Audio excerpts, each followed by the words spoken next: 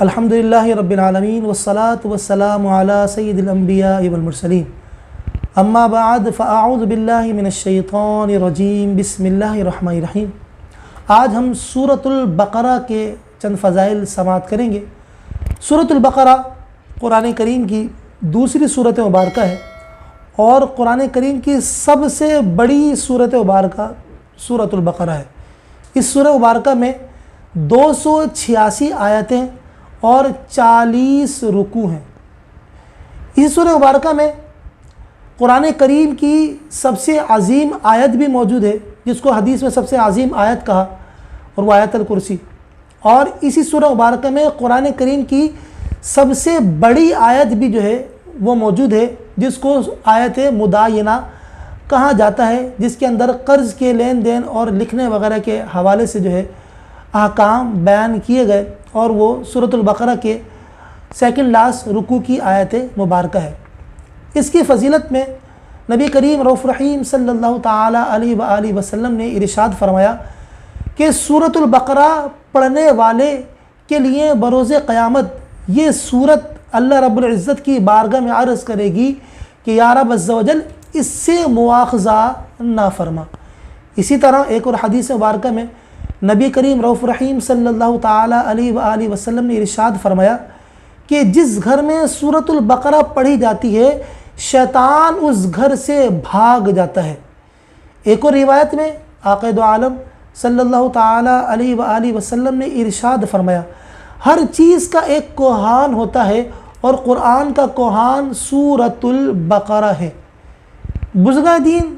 رحمہ اللہ تعالی علیہ مجمعین نے بھی اس سورت کے پڑھنے کے مختلف طریقے بیان کیے ہیں،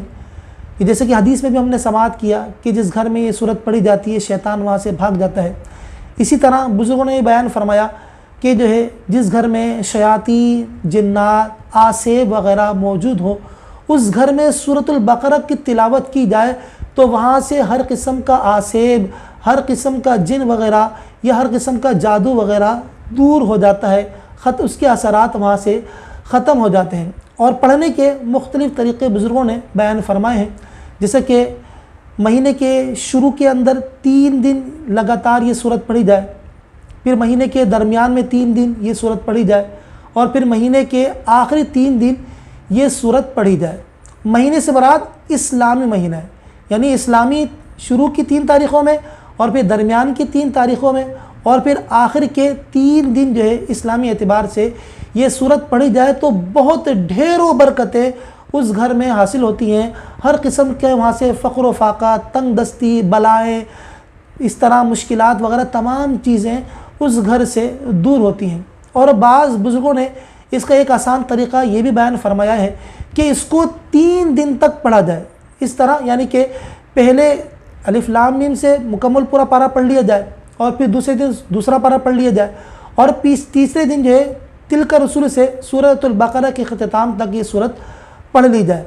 اسی طرح بعض بزرگوں نے فرمایا کہ سورۃ البقرہ کو 3 دن میں ختم کیا جائے، یعنی 3 حصوں میں اسے آپ تقسیم کر لیں، اور روزانہ سورۃ البقرہ کا ایک حصہ تلاوت کر لیا کریں، اور مہینے کے شروع میں لازمی اس کو پڑھا جائے، اور اگر کوئی چاہے تو اپنے روٹین میں بھی اس کو رکھ سکتا ہے، لیکن پھر پڑھے تو اسی طرح پڑھے کہ 3 دن میں تقسیم کر کے اس کو سورۃ البقرہ کو پڑھے۔ انشاءاللہ عز و جل اس سے بہت زیادہ برکتیں حاصل ہوں گی، اور انسان جو ہے اس کو قرب الہی بھی نصیب ہوگا۔ اللہ تبارک و تعالیٰ کی بارگاہ دعا ہے کہ اللہ تبارک و تعالیٰ ہمیں سورۃ البقرہ کی برکتیں نصیب فرمائے۔ وما علیہ الا البلاغ المبین۔